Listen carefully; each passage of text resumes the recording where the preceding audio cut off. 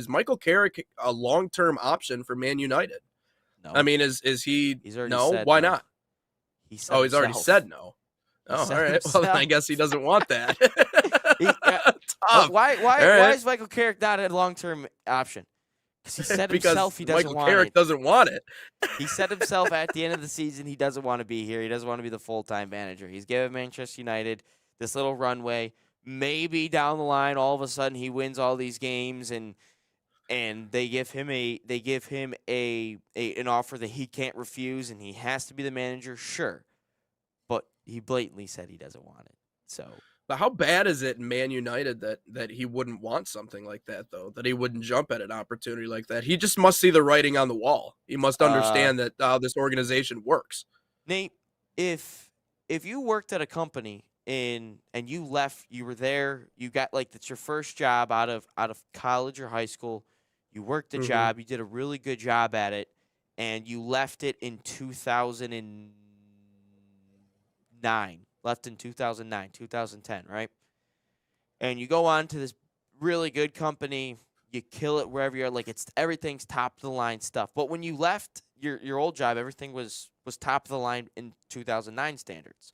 You go in and you work there up until like 2021. Top of the line stuff. You know what? I want to go back to that company. I'm going to get a massive pay raise. I'm going to go back. And when you go back to that company and you realize that nothing has been updated since 2009 and this is the exact same way that it looked in 2009. Mind you, we fast forward to 2021. That answers your problem or answers your question about why Manchester United is no one wants to be there because nothing has been updated. Again, I'm talking about Cristiano Ronaldo. This is what Ronaldo has said. He said nothing was Yeah. updated. All the in terms of the weight room facility, in terms of the changing room, in terms of the medical area, everything's the same. The fact that your stadium has waterfalls every time that it rains onto the stands when everyone knows that you just need a gutter system. And then when you have players like Alexis Sanchez, who, mind you, our former Arsenal player, moved to Manchester United, says, well, after one training session with them, I asked my agent if I could go back to Arsenal because of how poorly it's ran. And then for Sanchez also say the players know that it's ran poorly, but they're given so much money that they're just there to get the paycheck and hopefully just maybe win a trophy. That's what I would say why Manchester United has the writing on the wall. Yeah. All right. Yeah.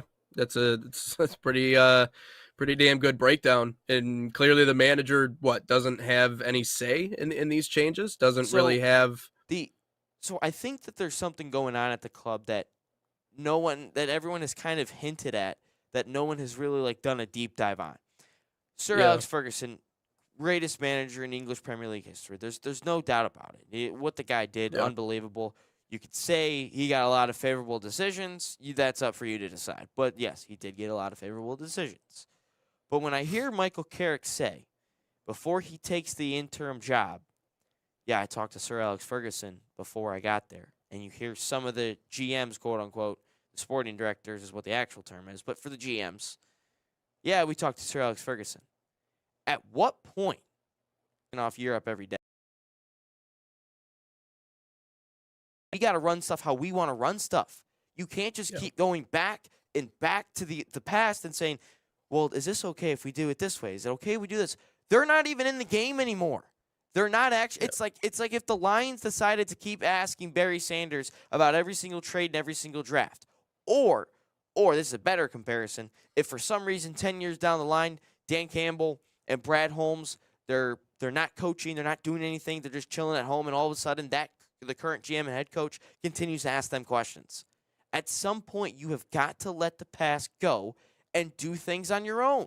You Yeah. can't just keep asking somebody who did it really well 10, 15 years ago and expect that you're going to get the same results. The game has changed. The game has changed tremendously to what it is now. Yeah. Yeah, Man Yeah. United is just stuck in 2012. That's basically what it all boils down to. Yeah. And they're going to end up losing, continuing to lose a good portion of their supporter base if they just continue to. I mean, this is the definition of ignorance, is just continuing to go back to something that you know that doesn't work. I So, would uh, say they would lose a supporter base, but they all stick around. It's but like they do. saying Yeah, it once you're you're right. with the team. It's like me saying, "Well, I'm not going to watch Arsenal because they keep sucking, and they have my entire life basically." Right. But I still Yeah. watch every single game, Yeah. even during the banter, even during the social experiment of the team that was 2020, 2021. That was no one can convince me that was not a social experiment for Arsenal fans.